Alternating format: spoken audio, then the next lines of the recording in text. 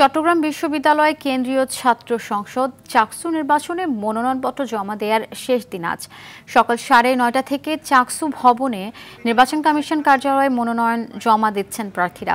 মনোনয়ন জমা দেওয়ার সময় অবশ্যই ডোপ টেস্টের রসিদও জমা দিতে হচ্ছে তাদের। চাকসু ও হল সংসদ নির্বাচনে অংশ নিতে মোট 1162 জন মনোনয়ন সংগ্রহ করেছেন। এর মধ্যে গত দুদিনে 371 জন জমা দিয়েছেন। বেশিরভাগ শিক্ষার্থী আজ জমা দেবেন। আদিবাসী ছাড়া কোনো সংগঠনই এখন পর্যন্ত পূর্ণ প্যানেল ঘোষণা করেনি। ভোট গ্রহণ অনুষ্ঠিত হবে 12 অক্টোবর।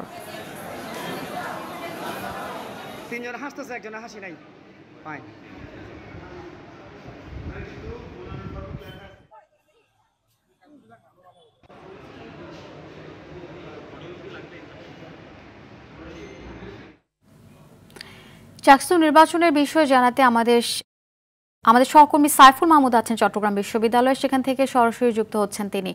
সাইফুল, মনোনয়ন জমার বিষয়ে সবশেষ কি তথ্য রয়েছে আপনার কাছে, জানাবেন বিস্তারিত। জি আফসানা, আসলে যেমনটি বলেছেন, আজ যেহেতু মনোনয়ন জমা দেওয়ার সর্বশেষ করা হয়েছে গতকালকে, সেই অনুপাতে শিক্ষার্থীরা কিন্তু একে একে এসে মনোনয়ন জমা দিচ্ছেন। তবে এখনো পর্যন্ত দুটি বড় রাজনৈতিক সংগঠন ছাত্রদল এবং ছাত্র শিবির তারা এখনো আসেনি। তারা ছাত্রদল কিন্তু এখন কিন্তু পরিস্থিতি দিচ্ছেন। এর পরপরই তারা কিন্তু আসবেন এখানে মনোনয়ন ফর্ম জমা দেওয়ার জন্য।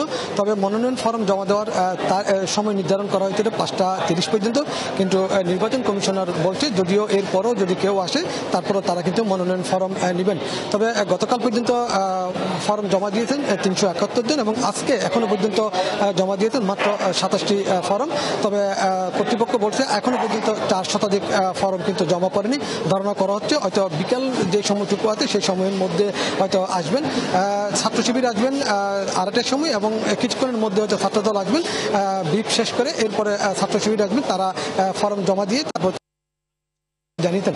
তবে সাধারণ শিক্ষার্থী যারা আছে তারা বলল যে আসলে দীর্ঘ 36 বছর পরে এই চাকসু নির্বাচন অনুষ্ঠিত হচ্ছে এবং এই নির্বাচনকে ঘিরে কিন্তু একটা উৎসবমুখর পরিবেশ বজায় রয়েছে এবং প্রত্যেকে কিন্তু খুব আনন্দ ফিল করছেন। তার বিশেষ করে নতুন যারা শিক্ষার্থী রয়েছেন তারা কিন্তু আসলে এই ধরনের নির্বাচন আগে দেখেনি। তারা কিন্তু তাদের কাছে প্রত্যাশা খুবই বেশি এবং অনেকে জানালো আসলে যারা নতুন হলে উঠে তাদের অনেকগুলি সমস্যা থাকে, সেই সমস্যাগুলোর কথা কিন্তু পারে না। এই নির্বাচনের মাধ্যমে তারা হয়তো তাদের প্রতিনিধিত্ব ঠিক করবেন এবং এরপরে তারা তাদের যে দাবিগুলো থাকবে সেগুলো তাদের প্রতিনিধিকে জানাবে এবং এই প্রতিনিধি আসলে সিন্ডিকেট এবং সিনেটের সদস্যদেরকে জানিয়ে তাদের হয়তো এই সমস্যাগুলো সমাধান করার চেষ্টা করবেন। তবে এখনো পর্যন্ত কিন্তু উৎসবমুখর পরিবেশ রয়েছেন এবং আমরা হয়তো বিকাল বেলার নাগাদ